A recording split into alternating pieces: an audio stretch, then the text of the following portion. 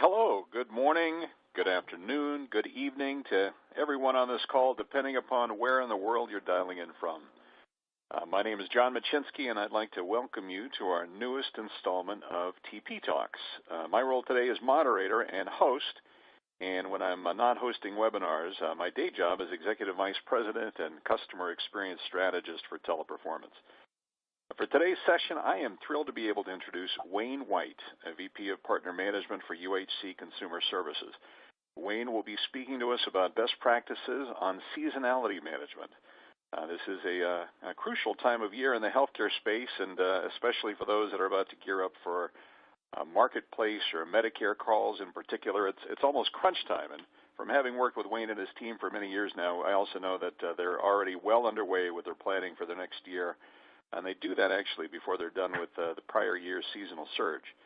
And of course, by no means are seasonal surges limited to healthcare. From firsthand experience, we know how critical managing volume spikes is for retail, for student loans, the tax season, travel, on and on. Now, the best practices today include takeaways that should apply across all sectors. But first, let's talk a little bit about TP Talks. TP Talks is designed to deliver information on bettering the customer experience in 30-minute bite-sized nuggets. Teleperformance has worked diligently to create a client community where everyone can benefit from great ideas and world-class practices from our clients and their thought leadership that they can bring to one another. So as you can see here, it's really intended to provide inspiring ideas on how companies can adapt to become truly customer-centric, encouraging a learning environment by sharing best practices, big trends, innovations, and real-world success stories, ensuring great ideas and content that are accessible to all attendees, and most importantly, creating a value to drive effective outcomes. First, some housekeeping items. This is an interactive session here. What that means is you've got various widgets on your screen there that you can use to assist you as you need them. The green box you'll see is to download helpful resources. You've got a purple box to be able to submit any questions during this session, which we'll have time at the end to be able to answer as well. So along the way, please make sure that you get those submitted, and we'll make sure we save some time there at the end. You've also got a yellow box. If you've got any technical help requests, we can help you out there too, and then a blue box to be able to send along an email then following the session. Now, before we get to today's topic overall here, there are some on this call who may be unfamiliar with Teleperformance. So here's a little information on the organizers of this TP Talk session. The Teleperformance is the premier provider of customer experience omni-channel solutions across the globe. You'll see the statistics of the company right there. We've got 217,000 employees, presence in 74 countries. We operate in 160 markets overall, and a little fun fact, but every year Teleperformance does speak with the equivalent of 40% of the world's population. Overall revenues for the company are a little over $4 billion for 2016. So we are in a good position here and are very fortunate to have received recognition from a number of organizations, not the least of which, as you'll notice there, is UHC, whose M&R Service Group, has bestowed upon Teleperformance the Vendor of the Year status for 2 out of the past 3 years. We've also got several other companies who are the who's who within their space, in Barclays and AT&T and Coca-Cola, that for various reasons have also given us various accolades, either performance, customer experience related, diversity related, sustainability. And we also are in very good standing as well with a variety of who's who among industry leaders in the analyst space and as well, from Gartner, Frost & Sullivan, IDC, Everest, and many others as well. So as we go into today's topic, there is a survey question that we'd like to put out to everybody. So if everybody could take just a moment here to answer this question. Today's survey is, do you have a seasonality to your call volumes? And if so, what do you rant to? So 1, it doesn't apply for those that don't have a significant seasonality. 25 to 50%, 50 to 100%, 100 to 200%, or greater than 200% call volume seasonality. So we'll give everybody just a moment to answer this question, and we'll take a look at the survey results.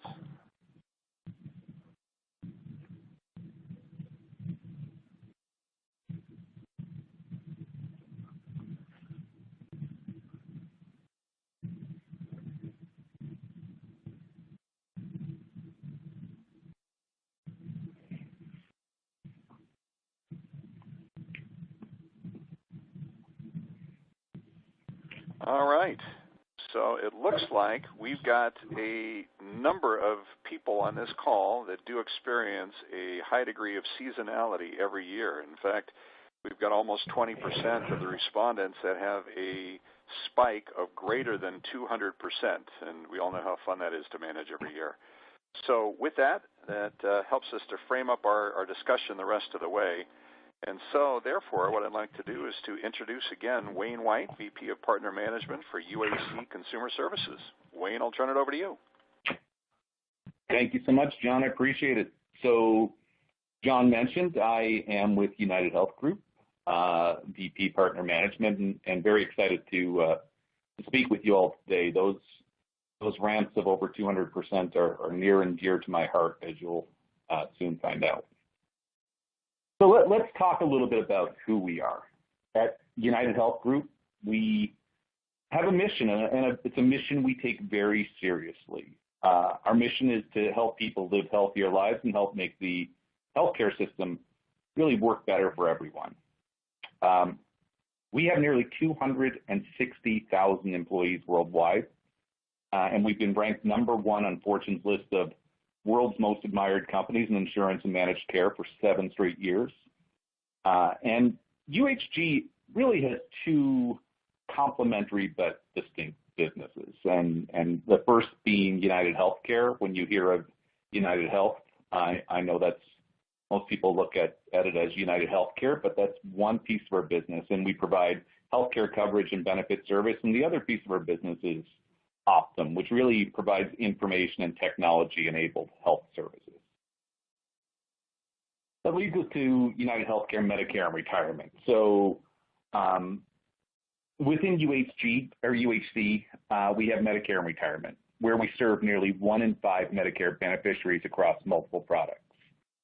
For the purposes of our conversation today, I will ask you to take a look at Medicare Advantage, retiree solutions, and the Part D beneficiaries, as that really makes up consumer services. So within consumer services, I won't read all of this, but we'll say that we have a model based on the foundation of more heart, more health, and less hassle for our members. We're really augmenting the approach in a number of ways using enhanced technology and proactive multi-channel approach that really takes personalization to a whole new level. I'll put some of our approach into perspective. Where we used to call our frontline agents, we now call them advocates. And how seriously do we take that term? If anyone says the word agent, we actually have a virtual swear jar where a donation needs to be made to the UHC Children's Foundation. We have a call each morning, and if we miss a service level, we talk about it in terms of the members we failed. If there's an IT outage, we talk about it in terms of member impact. Every morning, we review the commitments made to our members, like callback promises or follow-up across our enterprise, and we review any and every miss. We talk about CSAT survey results, and we review whether or not callbacks were made to every single member who felt failed by us.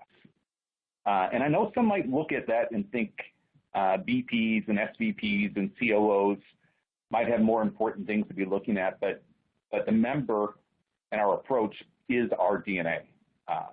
Let's put some of this into context with a few numbers. So with over 20 million calls per year handled, we really feel we have an opportunity to build 20 million relationships with our members. We make a concerted effort to not only answer the members' questions, but to utilize our data and our knowledge of our members to really add value with personalized interactions focused on helping them live healthier lives while removing the current and the future hassles. With 11 million members, we are focused, as I mentioned, on MA, PDP, and group. The next stat may be familiar to those within the healthcare industry. Let me explain a little bit star ratings and what that means. The federal government uses a star rating system to really measure how well the Medicare Advantage and prescription drug plans perform. Medicare actually scores how well plans did in several categories like quality of care, customer service, clinical measures, and ratings range from 1 to 5 stars. And with more than 90% of our plans scoring above 4 stars, we and our members are really seeing the fruits of our labor here. As mentioned, biggest player in healthcare, so we also have the largest seasonal ramp. We have 12,000 members over the age of 100, and I call that out to illustrate the diversity of the members in the calls. So we might serve the 30-something-year-old special needs patient, the 65-year-old retiree who uses Facebook and Twitter, and we also serve those who are alive and for some old enough to remember the First World War. We have members who were born before the first Model T went into production in 1908. So quite a span. Next down here, the NEC. So our National Experience Center, we actually addressed 143,000 member needs through our National Experience Center last year. I'll explain that a little bit.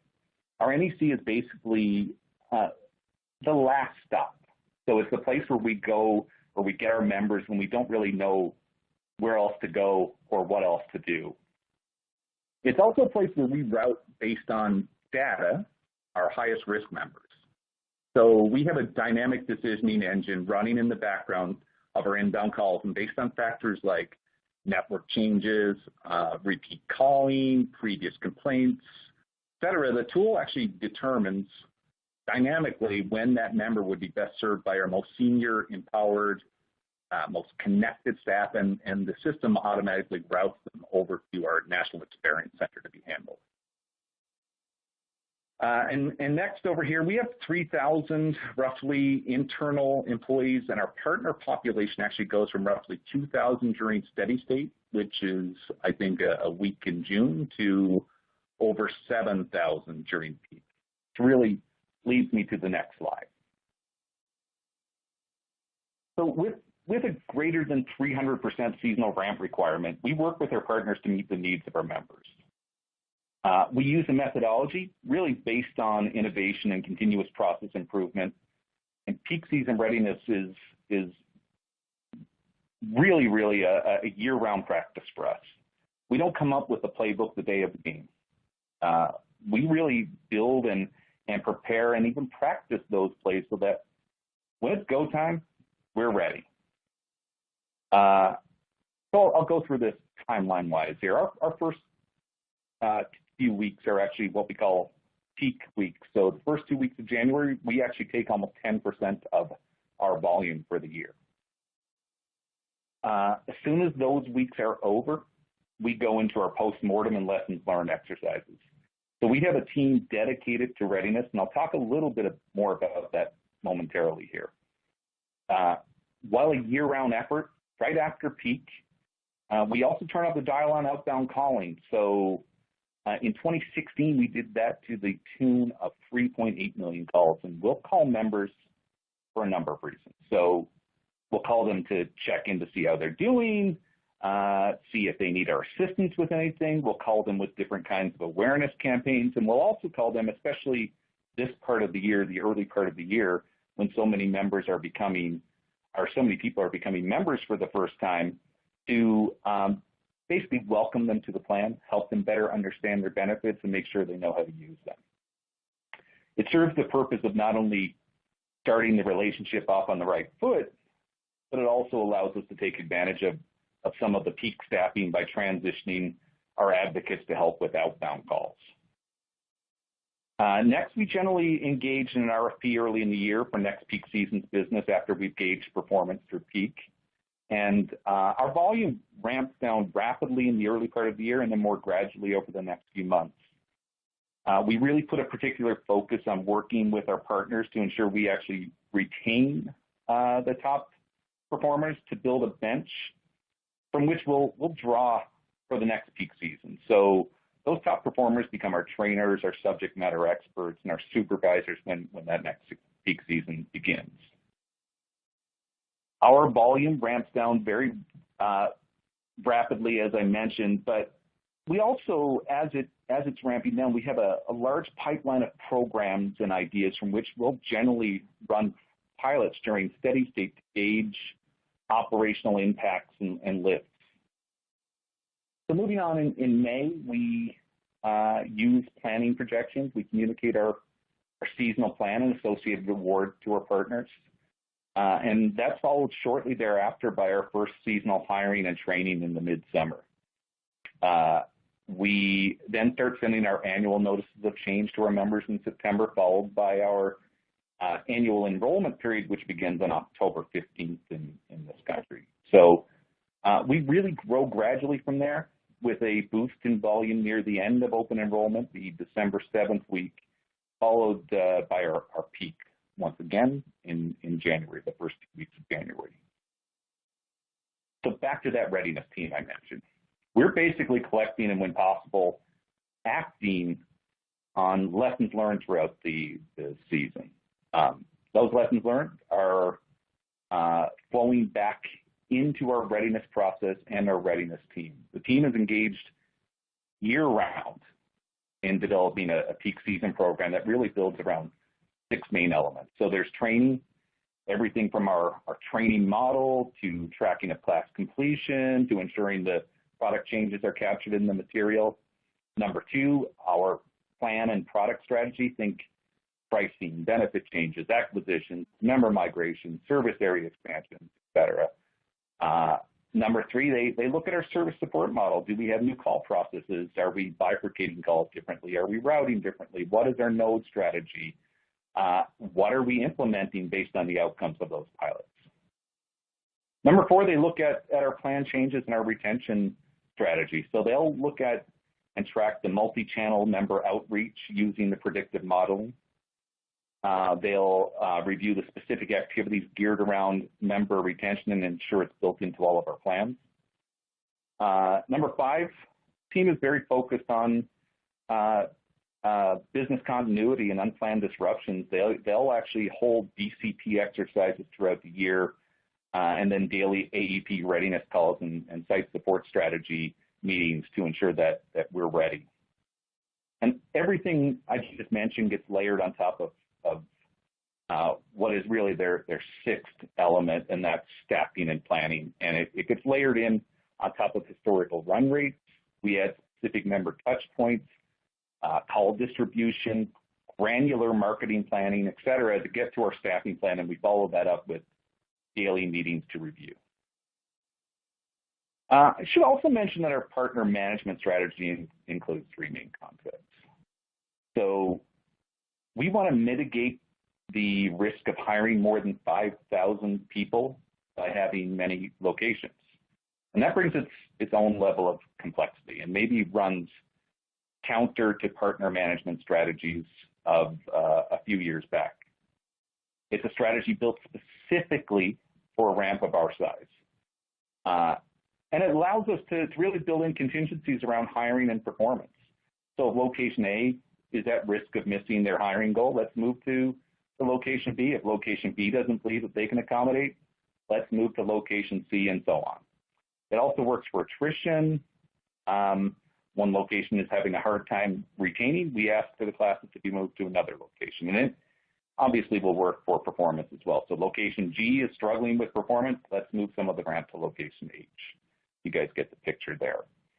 Of course, with so many locations, we need to have an unapologetic approach to replicating culture. We've carefully cultivated our UHC M&R culture to have one member experience. It's really important that we have a consistent application of that culture, and we've taken a very deliberate approach to replicating across our partner sites.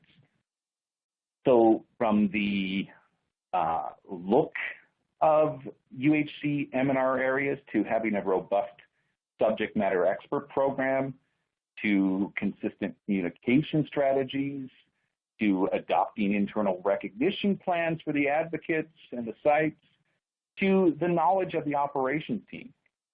For instance, we have what we call IPAC sessions, where we bring in our partners to our internal sites for immersive process and culture, hence IPAC sessions. And we really believe culture replication is a key concept in our seasonal strategy.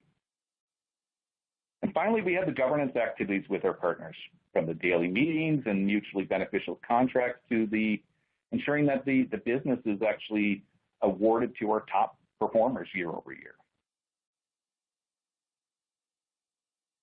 So what does all this mean? What does success look like for us? Well, we have our star ratings. As I mentioned, the federal government's rating system, multifaceted, spans separate areas like clinical and customer service. And we've taken a very deliberate approach across all of our channels to take advantage of those personal interactions with our members to really influence our clinical scores and improve the health of our members. We believe that, and we've shown that customer care can have a greater impact on star ratings, and we've been seeing our scores improve as a result. And next, it's the member experience. Of course, our members and caregivers are our North Star. And when we provide compassionate, hassle-free, value-added experiences, our members tell us, and their words are very, very important. On a side note, we actually receive more than 900 unsolicited compliments a week regarding our advocates from our members. And another way our members speak to us is through their business. We do a great job of member acquisition in this company, but we also want to make sure that we retain our members, and we retain our members by giving them unforgettable value-added customer experiences.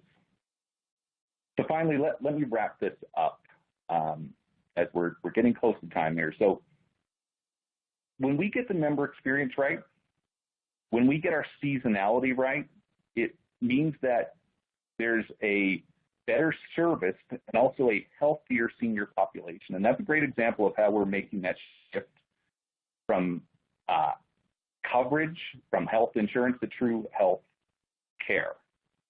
So with that being said, John, I will pass it back to you and ask if there are any questions. Well, that's perfect, Wayne. Thank you very much. And let me say here, too, the strategy that you've used has certainly worked in your favor in terms of your ability to be able to work with your suppliers as partners here as well. So it's been a win-win for purposes of being able to look for those year-round opportunities for the better performing agents. I think as we all know, the very first thing that a temporary employee does when they get a job as a seasonal employee is start looking for that next job. So as much as opportunities can be provided for those better performers to be able to provide more of those the year-round support here, it's certainly going to be a win-win for everybody. So we have had a couple questions pop up here, Wayne. So why don't I first start off here with a question that we've gotten from Mark. And the question there is, what percentage of staff do you carry over the inbound FTE need during the off-season? So we keep pretty steady. The low point for our staffing is 2,000. The high point is, I think, this year we're looking at just over 7,000. So that will give you more specific numbers, I think. And, we will have, once again, that's a very gradual ramp down. And while it looks like, that's just under 30% of our staff, we do make sure we retain the top talent, and that ramp down is gradual throughout the year, hitting our low point in June. Perfect. And I think, Wayne, just for some more specificity here, I think the question related to if the volumes would dictate, let's say, a need for X FTEs, do you carry during the off-season those X FTEs, or do you carry any additional headcount on top of that? We carry some, not a ton. We carry some. We want to make sure we don't put the member experience at risk, so we always have some buffer built in there. More often than not, we end up needing that buffer, but we don't play closest to the pin. I think 10 years ago we absolutely did. We don't do that anymore. Okay, great. Okay, and follow-up question that we've got here from Brad, what do you consider to be the ideal in-source-outsource resource mix to support your peak and non-peak seasonal needs? That's a very interesting question and one with which we are grappling. So there are a few ways of looking at it. So obviously, most internal companies aren't going to sit around with X percent of empty buildings to hit peak season. So there's always that real estate concern with internal. There's also and right now, just to put it in perspective, Medicare and retirement, we're roughly 71% or so for the year outsourced, and that actually grows to over 80% during peak.